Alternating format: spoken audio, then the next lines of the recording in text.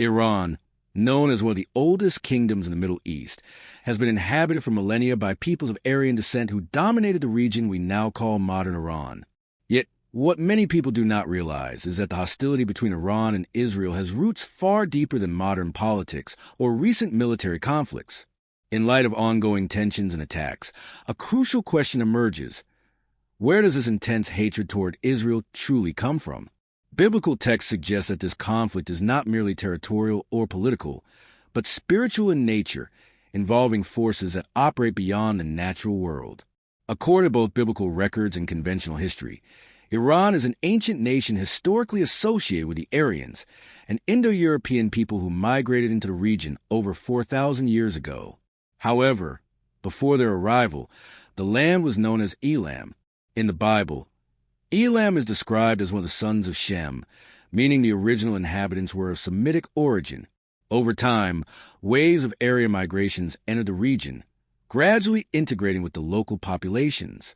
This process created a complex and multicultural society, blending Semitic and Indo-European elements both culturally and genetically. Modern Iranians are primarily descendants of the ancient Persians, though they also trace lineage to other Aryan groups, such as the Medes.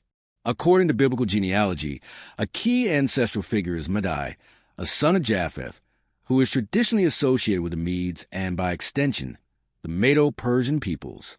This lineage positions Madai as a foundational ancestor of the Aryan populations that settled in the region, reinforcing the idea that modern Iranians descend largely from these ancient Indo-European peoples, shaped over centuries by cultural exchange and conquest.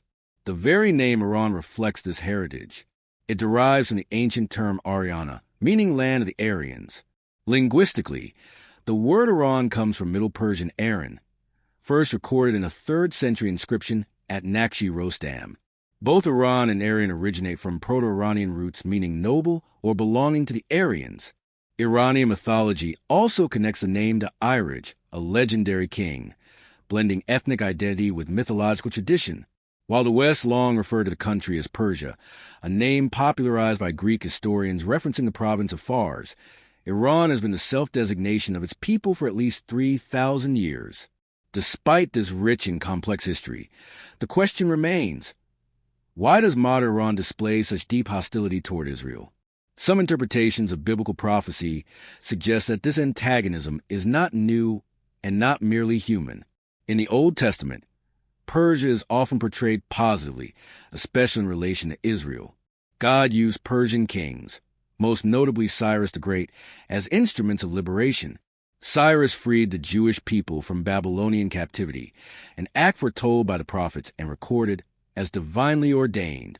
Other Persian rulers such as Darius and Xerxes also appear in biblical narratives, emphasizing Persia's central role in Jewish history. The Bible also hints at a darker spiritual conflict connected to the region.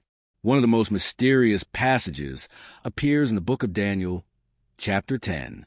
Daniel describes receiving a divine revelation during the reign of Cyrus, king of Persia. He recounts a period of intense fasting and mourning, followed by a terrifying vision of a heavenly being whose appearance was radiant and overwhelming. This angelic messenger explained that he had been sent in response to Daniel's prayers, but his mission had been delayed for 21 days. The reason for this delay is striking. The angel states that he was resisted by the prince of the Kingdom of Persia. This figure is not described as a human ruler, but as a powerful spiritual entity. The text implies a fallen angel or demonic force exercising authority over the Persian realm. Only when Michael, one of the chief princes and the great protector of Israel, came to assist was the angel able to break through and deliver the message. Many biblical scholars and theologians interpret this passage as evidence of spiritual warfare occurring behind the scenes of human history. According to this view, nations are influenced not only by political leaders, but also by spiritual powers. The Prince of Persia is understood as a demonic entity assigned by Satan to exert influence over the region corresponding to ancient Persia, which aligns with modern-day Iran. Within this interpretation, the hatred directed toward Israel is not merely the product of ideology, nationalism, or historical grievance. It is seen as a result of spiritual manipulation. The demonic power described in Daniel is believed by some to continue operating, fostering hostility toward God's chosen people. This would explain why the conflict appears so persistent, irrational, and deeply emotional, transcending generations and political systems. The biblical narrative emphasizes that the spiritual force was strong enough to oppose an angelic messenger, traditionally believed by many to be the angel Gabriel. Gabriel could not overcome this resistance alone, and required the intervention of Michael, the archangel associated with divine authority and warfare. Together, they confronted and overcame this dark power, allowing God's message to reach Daniel. From this perspective, the animosity between Iran and Israel is not simply a clash of nations, but manifestation of an ancient spiritual conflict. It is portrayed as a hatred instigated by a malevolent force rooted in the spiritual realm, operating through history to oppose Israel's role in God's plan. This interpretation does not deny human responsibility, but it frames the conflict as something far deeper and darker than surface-level politics. Understanding this biblical worldview radically shifts how one perceives the tension between these two nations. It suggests that behind modern headlines lies an ancient battle, one that began long before contemporary borders and ideologies existed. Whether one accepts this interpretation or not, the text of Daniel presents a sobering picture.